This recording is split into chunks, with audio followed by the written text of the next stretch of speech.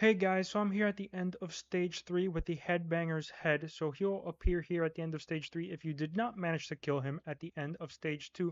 And I'm paused right now because there's something really important once you start. As soon as you walk up to him, he's going to start with that laser attack. And you can actually wait it out here because I've often ran in and just gotten hit off the rip. So if you want to wait, he'll still keep doing his thing. These projectiles will go a little bit forward, so just be mindful of that. And now you can jump in without having to worry, get a fresh start in. And really, all you got to worry about this guy, he has three basic things that he does. He shoots projectiles, he shoots a laser, and then he jumps around. So let's just dive right into it.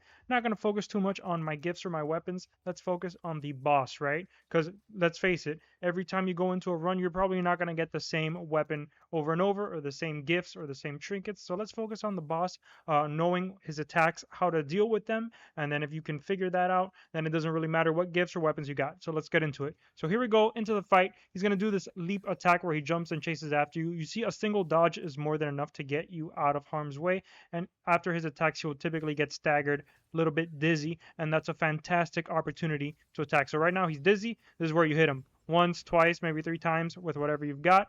He's got this cross laser. You can kind of just keep up with the pattern here. Just don't get too close because he'll do that ring around the center. He's dizzy again, so you'd hit him right there. And then this, you can actually dodge through it, or you can keep going around in a circle. Really depends on what you prefer. Using invincibility frames, of course. Most weapons have invincibility frames on the altar, so I like abusing them for this fight. But let's not focus too much about that. Let's rely on dodging first and foremost, and you can weave in altar attacks during his attacks if you're comfortable. Like right here, to get through the projectiles, I whipped out an altar attack. And then this leap attack, you could also do the same thing if you wanted to. Let's get him down a little bit more because he has more moves than what he's been showing so far. You can see I used some invincibility frames here, just timing myself, making sure I'm not in the center because he does that explosion at the end. And he's getting close to half. Now this is a different one, and it's really difficult to dodge. That's probably the hardest attack. So I like using alter attack invincibility frames there. And sometimes I like to just dodge against the wall here and hope for the best, especially just spamming.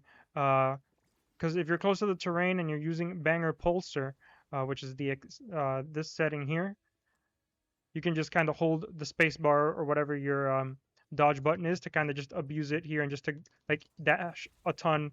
So here I'm just dodging, and you can see it didn't work out for me very well because that attack is pretty hard to dodge. So I recommend if you're going to use alter attacks at any point, use it in that. We should always be using alter attacks, but especially use it in that projectile where that goes into like the 5 corners, because that is really annoying, as you can tell. Here we go. So this one right here, there you go, problem solved. I've tried standing on top of the boss. I've tried standing in the projectile in between them.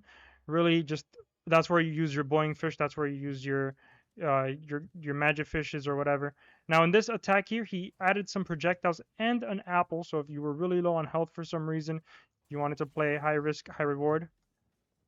Or there, you can see I was just dodging in the minefield. But that's really all he has in terms of his move set. Let's see if I can get that laser one again. All right, so the laser one again, he's added projectiles, and he'll throw out an apple at some point as well sometimes, so you can get that. But really, it's not too worth it, I would say. This, you just got to stand near the edge here to give yourself as much of a gap as possible. You see, I didn't even need to dodge there. Of course, you could use alter attacks. And then if you're caught, just try and be on the edges so the projectiles don't catch up to you. And if you wanted to get that apple, you certainly can, even though plus 20 health is really not going to make or break anything. Here I'm going to try. Yeah, it's really tough. That one's just really tough. I always just face plant into it. So just use your iframes there. And that's really the Headbanger's head. I mean, not too difficult of a boss. We'll do the whole rosy, ring around the rosy thing again. Once again, he does have that ring, and the shockwave was added. I forgot to mention that, but it's the same as Headbanger's pylons here. Just dodging back and forth using the gap there. And that is going to be the Headbanger. Let's do one more for the road because I want an apple. Oh, the burn took care of him. So that is pretty much it.